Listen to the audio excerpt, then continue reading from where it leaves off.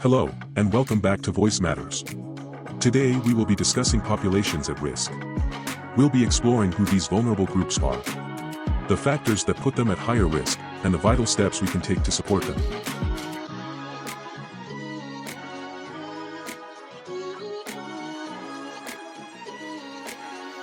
Populations at risk are groups more likely to face adverse outcomes due to a variety of social, economic, or health-related vulnerabilities. Today, we'll dive into these different factors and consider how we can better support those impacted. To understand populations at risk, let's start by looking at key risk factors. These can be grouped into four main categories: social,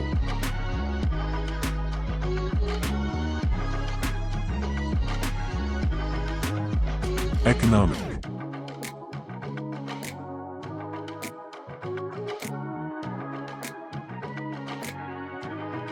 health,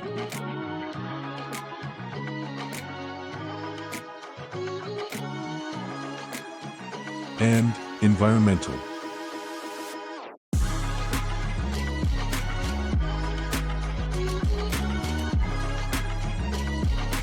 Social factors include limited access to higher education, discrimination, and social isolation, while economic factors encompass poverty, unemployment, and housing instability.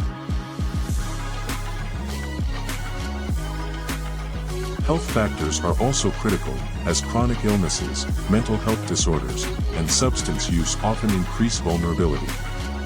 Lastly, environmental factors, like exposure to pollution or the effects of climate change, also disproportionately impact these groups.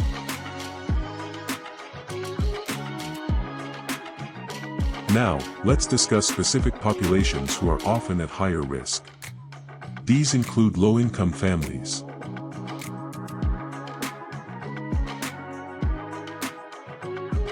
racial and ethnic minorities, the elderly,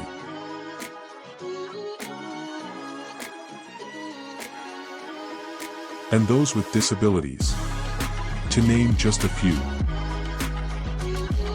Each of these groups faces unique challenges, from social and economic barriers to health disparities and discrimination.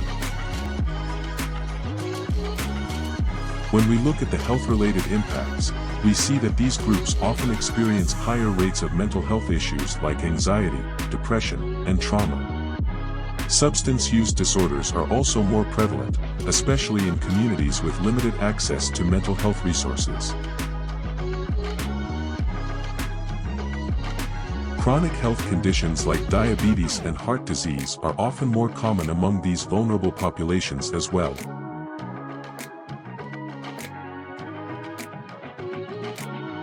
Socioeconomic factors, particularly poverty, are closely linked to increased risk. Poverty limits access to essential resources like education and healthcare, creating a cycle that's hard to break. Employment barriers, such as underemployment and wage disparities, also play a significant role in perpetuating this cycle.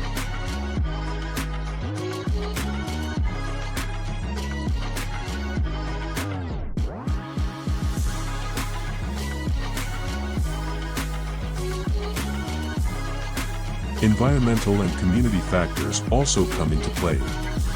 People in low-income neighborhoods may face pollution, a lack of green spaces, and substandard housing conditions. Climate change can exacerbate these challenges, particularly for communities that lack the resources to respond effectively to natural disasters.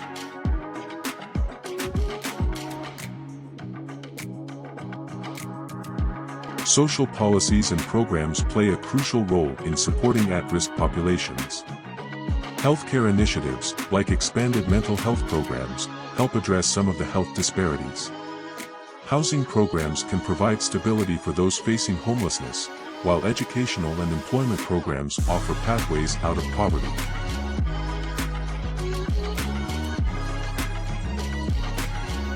Effective interventions are often holistic, addressing physical, mental, and social needs. Community-based programs that work locally can provide tailored support, and advocacy plays a key role in raising awareness and reducing stigma.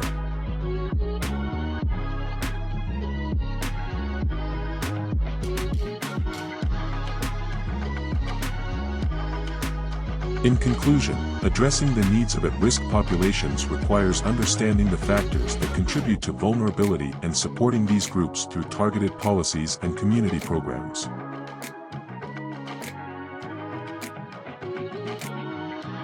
I'd like to leave you with this quote.